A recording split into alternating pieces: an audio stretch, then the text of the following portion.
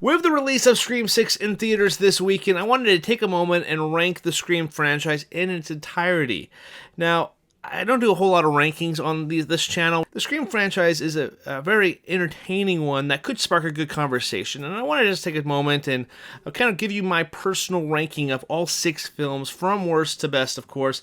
I don't really think any film in this franchise is really bad. I enjoy each entry, or installment, if you will. The Scream franchise has always been a franchise that I go back and rewatch every couple months because it's just very entertaining, and it's kind of something I also grew up with the first 3 films of the franchise. But I'm really excited that we get more Scream films. So without further ado, let's just jump into my personal ranking. Now, coming in at the bottom of my list is Scream 3. Now, I feel like this is the kind of the universal pick at the bottom spot. I don't think it's bad or terrible by any means. I'm entertained to a certain extent by this film. It's definitely weaker compared to the first 3 films in this franchise. What I really liked about the movie is that we kind of get a behind the scenes goings on of the Stab movie franchise and the in-universe movie franchise. Seeing the different characters interact in the backlot of Stab 3 was entertaining, and seeing how Ghostface is able to lure out Sidney Prescott out of hiding to have her be a part of his game, I really kind of dug that. The reveal of who Ghostface is kind of lackluster for me. I do give Ghostface props here because he's the only one not working with a partner. It's just the reveal and the kind of the overall scope of this Ghostface killer. It's definitely not the best entry or version of the Ghostface killer, but it's still an entertaining film that I do find some enjoyment from it. And seeing Carrie Fisher pop up on the big screen again is kind of fun too, so it does fall on my bottom spot, however. Now, coming in at number 5 on my list is Scream 5. I was really excited to watch this one because we get the returning cast members of Neve Campbell, David Arquette, and Courteney Cox reprising their roles, and seeing them on the big screen after it had been so many years since Scream 4 had released was something I was super anticipating. And when I watched the film in theaters, I really enjoyed it a lot. It was very similar to other installments in the franchise. It definitely played a lot heavier into the first Scream movie. I feel like a lot of these movies do kind of pay homage and are copy and paste of the original films. And in this movie, it didn't really hurt it for me because I really enjoyed seeing a lot of these new familiar faces here. I love seeing Jenna Ortega and Melissa Barrera show up here. And Jack Quaid was awesome. I love him in The Boys, so seeing him pop up here was something really fun for me. I like seeing how all the characters interact and how they were able to pay off a 5th installment of a franchise and make it work within this universe. Love how it tied in on different things and a lot of the cool Easter eggs. I thoroughly just enjoyed it. However, this is one that I haven't gone back and rewatched as much as the other films, and I do feel like this movie is stronger than Scream 3, so that's why it's going to fall at number 5 on my list. Definitely one I have to go back and rewatch, but it's still a very enjoyable entry into this Scream franchise. Now, before I kick off the rest of my list, I want you guys to hop in the comment section down below and let me know your takes on the Scream franchise. And also, think about slashing that subscribe button and joining the conversation of all things movies. Coming in number 4 on my list is Scream 4. Now, seeing Sidney Prescott going on tour, kind of reliving the memories of the killings at Woodsboro, and now seeing Sidney Prescott kick off this movie as a self-help author and on a book tour, something very interesting because we saw her isolated in the 3rd Scream. It's really nice to see Sidney Prescott kind of going out and journeying out and trying to help people through her experiences. I really loved how that we journeyed back into Woodsboro, and that felt like a kind of an organic way that she's healing and she's going back and making Woodsboro her very last stop. Of course, that's where all hell breaks loose.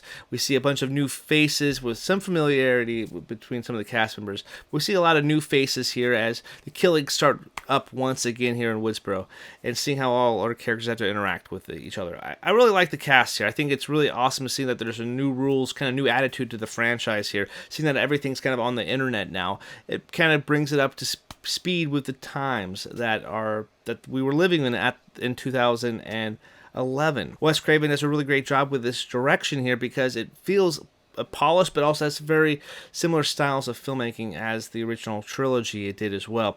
Seeing some really cool cast characters here, specifically my standout being Kirby. I really love Hayden Panettiere, kind of made that character her own and became such a fan favorite. I'm one of them too. I really like some of the kills here. I like the twist of the villain. I was not expecting that. I remember going to the theater at a midnight showing and just kind of be blown away, having a blast watching it in the theater. I really love Scream 4. It's a bummer that I had to knock it down one spot here, but it's definitely a top tier Scream movie for me. All right, number 3 is Scream 6. And I don't love trying to push the newest and brightest thing up near the top of my list all the time, but Scream 6 definitely deserves to be up there.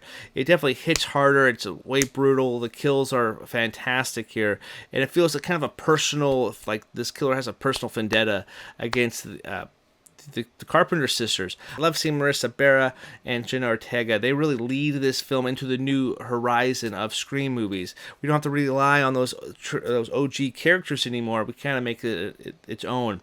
Being in New York City is something I didn't know I necessarily needed. It feels really scary compared to like a small town.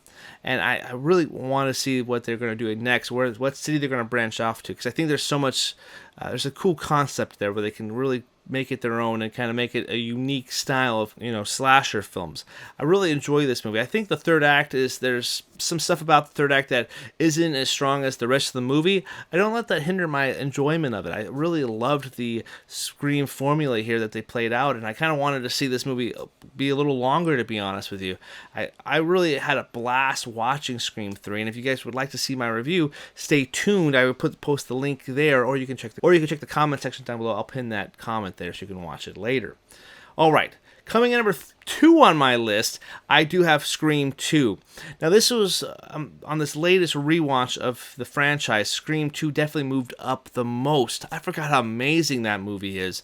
I loved seeing the interactions between Sidney Prescott and Cotton Weary.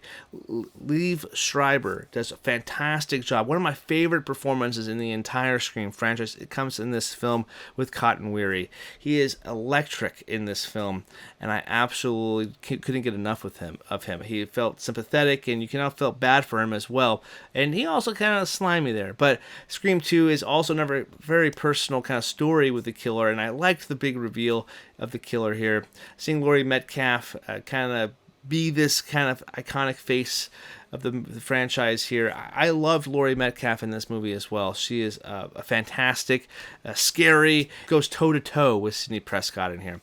I really enjoyed this movie so much, the concept of being on college, and I liked how the latest Scream does pay kind of homage to Scream 2. It's a very underrated movie that I feel like it could be one of the better movies in the franchise if the first one wasn't so iconic. Coming in number 1 on my list is Scream. Now, this is one of my favorite horror films of all time. It's definitely a top 10 horror film for me. I love the iconic opening with Drew Barrymore, how she gets kind of gutted like a fish in her front yard. Seeing the introductions of Billy Loomis and Stu and Randy Meeks, and of course Sidney Prescott, seeing all the introduction of all the characters is something that I will always remember. Seeing the slimy characters reveal themselves as the killer, it was fantastic. I love how they had their rules, and they definitely stuck to them, and if it was very meta in its own right, especially coming out in '96, it definitely knew kind of the genre it was playing to in the audience, and it knew all the right beats to hit, and it absolutely knocked it out of the park. That's why it's considered one of the best horror films of all time. It's definitely in the conversation of being kind of original and kind of in that upper echelon of horror films. It has an amazing final girl as Sidney Prescott. We grew up watching her, especially the kids who were born in the late 80s, early 90s. We grew up watching Sidney Prescott, and we cared about her and this character. So seeing this first film was something that we can relate to when we watched countless number of times, because the Scream formula was kicking on all cylinders, and it kept on getting better with every installment. Scream 1 is fantastic, and my favorite killer actually does come in this movie, and that's Stu. I love Matthew Lillard, and I think he's just such an underrated actor, and I love seeing him in Scream. So anyway, that's my not-so-perfect ranking of the Scream franchise. I know this is my personal rank. Let me know your ranking in the comment section down below. Really love talking about the Scream movies. Would love to continue that conversation down in the comments section. Before you guys take off, make sure you guys check out this review right here. It's my Scream 6 review. Make sure you guys check that video out and let me know your thoughts on that video, that if you guys liked the film or not. Make sure you guys slash that subscribe button one last time as well. Would love to have you guys be a part of our channel. Thanks so much for watching. Until next time, my name's Adam. I'll see you later.